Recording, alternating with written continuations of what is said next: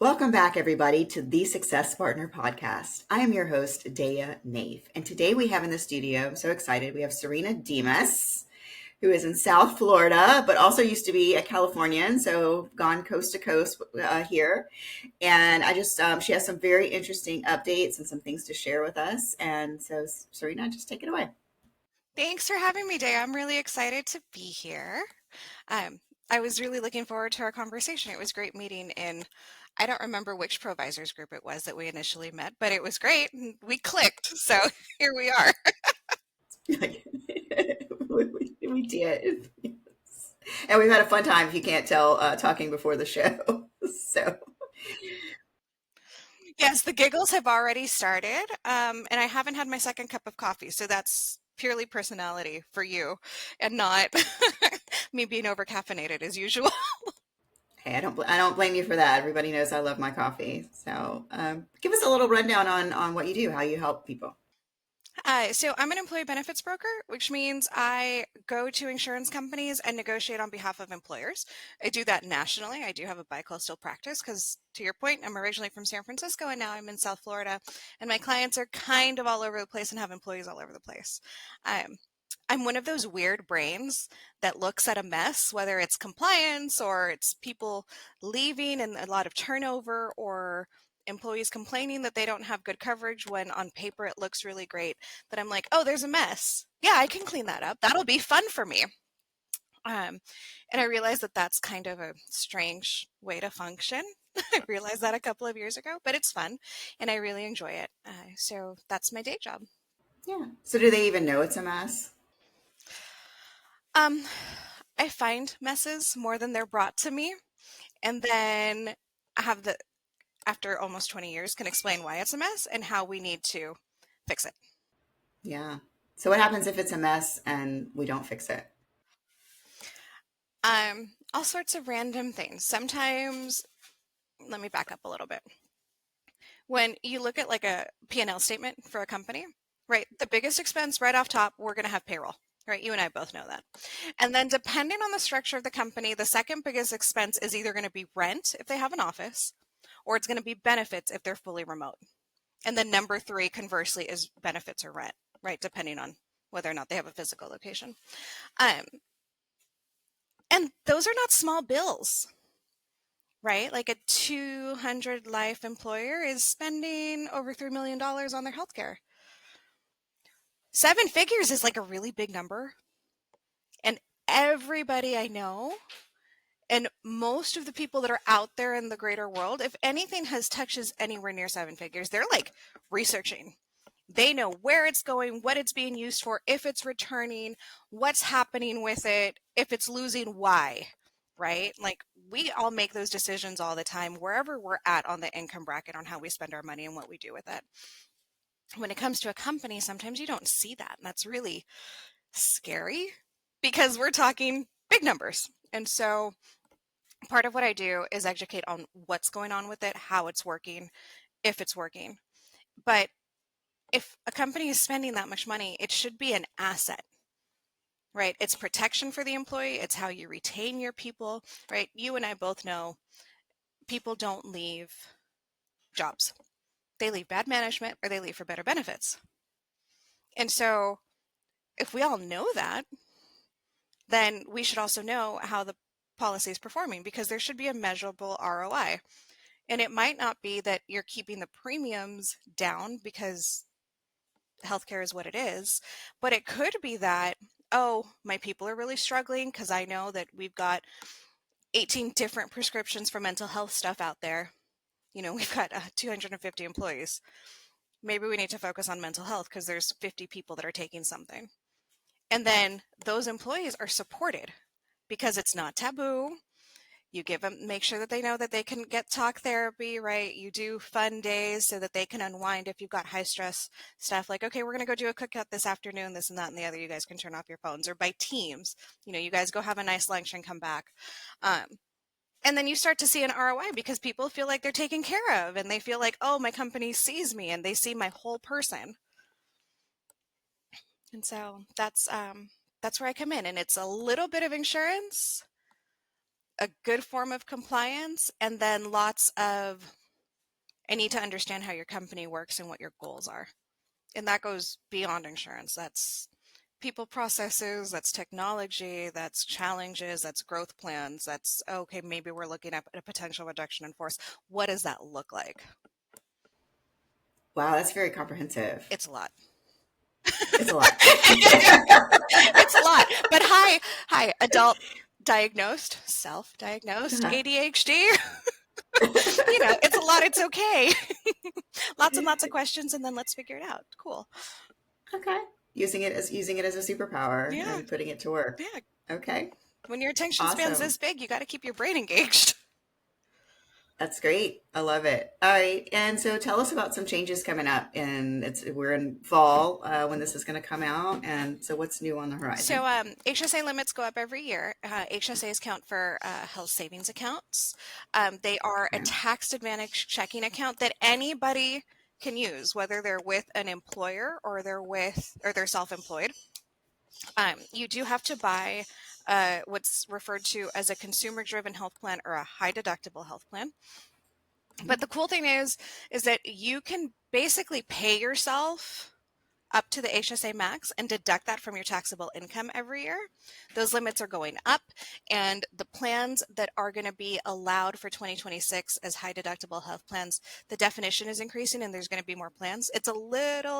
We're talking in August, so it's a little early for all of this to come out, but because we're going into open enrollment basically as a country, right?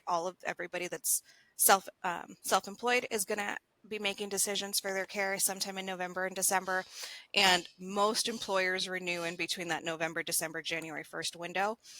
Like, it's great. The other thing is that the reason I love HSA accounts, and I have my 3 boys, my husband and I, on a high deductible for the family, which means whatever the Okay. individual would be is double. We've got a super high deductible. But a lot of companies will actually give the employee money to put in their HSA account to help offset, which is great. And that is not taxable federal taxes. If you live in a no income Okay. tax state, that means you obviously don't have income taxes, so you don't have to worry about it. If you do, you might. The states differ. Um, but what's really cool, and what I always tell people, is you keep the health plan. You contribute into it every year up to the max if you can afford it, and if you can, spectacular. Because what happens is it becomes another vehicle to invest for retirement. So once you have your out-of-pocket max, which will be a line item, right? It'll say deductible followed by out-of-pocket max on anything you read. Once you have that saved, keep contributing into it, and the extra gets invested because all of the HSA banks have an investment arm. And then it's tax qualified, so you can do your 401k or your 403b. You can do your individual Roth, and you can do your HSA account, and you're just squirreling money away in a bunch of little baskets so that you have it when you need it. And the great thing is it's always yours. It doesn't go away. You don't lose it. You own the account, so you can take it with you from employer to employer if you're in that part of your career where you're growing. And then as you get older, if you decide that you need to buy long-term care, you can use the money that you have in there to pay for the premiums or pay for care when you're a senior. It's pretty cool. It's a really neat vehicle that is still super underutilized. And Yeah. yeah. I've definitely learned a lot. Check that out. Very Yeah. interesting. Yeah, you're right. Talking about things that we don't know and that Yeah. are I underutilized. mean, Um, my pro tip on that is look at your wallet and figure out whatever your favorite points card is. Right? We all have a favorite points card, right? uh-huh. So what you do once you're in a high deductible health plan, write Mhm. yourself a check for whatever the limit is, or call your bank and transfer. Like if you're with Bank of America or Wells Fargo, it's really easy to just transfer for your main checking account over to your HSA account. Okay. Okay. Get your favorite points card. And for that Mhm. recurring prescription for, you Mhm. have to see an allergist every 4 months or whatever, Mhm. put it on your credit card so you get your points, Okay. right? Mhm. Reimburse yourself out of your HSA account Mhm. to pay off the credit card so you're not incurring any debt. So you Mhm. not only get the tax advantage savings, but you get credit card points. I love credit card I points love too. credit card points. I mean, If you're not taking on any debt and you're not paying federal taxes on that money, why not? Get the credit card points too, get the care that you need, and it's not exactly double dipping, but it kind of feels like it, so it's fun. Yeah, I mean, we have to maximize where we can. Right? Things are expensive, and we never treat ourselves. And so, if we have some sort of points laying around, and it says, "Hey, use these points for a spa day or whatever," you're like, "Oh wow, Yes. that's like it's like free. I finally get my actual reward." Yeah, I'm all about credit cards for the spa day or for the spontaneous trip up to, New York, excuse me, or whatever. I'm here for it. Yeah. I'm here for it. I support it. I support it. That's wonderful. Yeah. Now you mentioned you had some kids, and so what do you do? What do you do for fun? I have 3 boys. They are 19, 9, and 6. Okay. We just had our oldest graduate high school this past summer, and he's getting ready to start college, which is very exciting. My youngers are in 4th grade and 1st grade.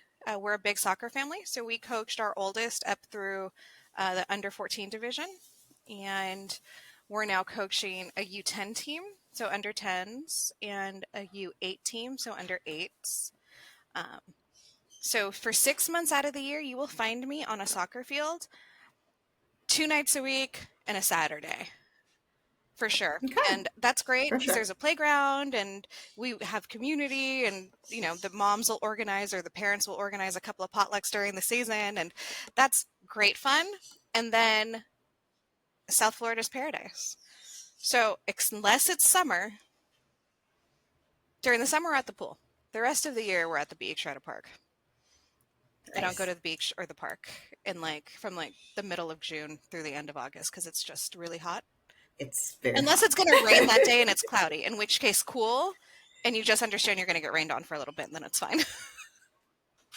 Yeah, I was just there a few weeks ago, and it was like hot, rain, hot, yeah, rain, exactly, hot, rain. I was like, okay, yeah, I got it. It's bipolar. It is very similar to New Orleans. It's tropical season, and so it's like hot, rain. It's like, okay. But I don't know. I'm really spoiled to have lived where I lived in California and to live where I live now. And, you take the good with the bad. And so sometimes it's really hot. And then November comes and it's freezing some places. And it's like, it's 78 degrees today.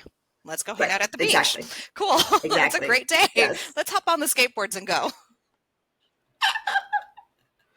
I love it. Well, thank you for coming on the show. How do people find you? I'm on LinkedIn. I am one of those elder millennials that has this little guy glued to my hand, so you can always reach me on my phone. Do you want me to say my phone number? If you want. I don't care. It's a work phone. It's 954-826-2309. And yeah, if you need any help, my team at Marsh McLennan Agency would be happy to support you. Wonderful. I love that. Well, thank you, everybody. This has been another episode of the Success Partner Podcast. I'm your host, Daya Naef. Please like, subscribe, and stay tuned.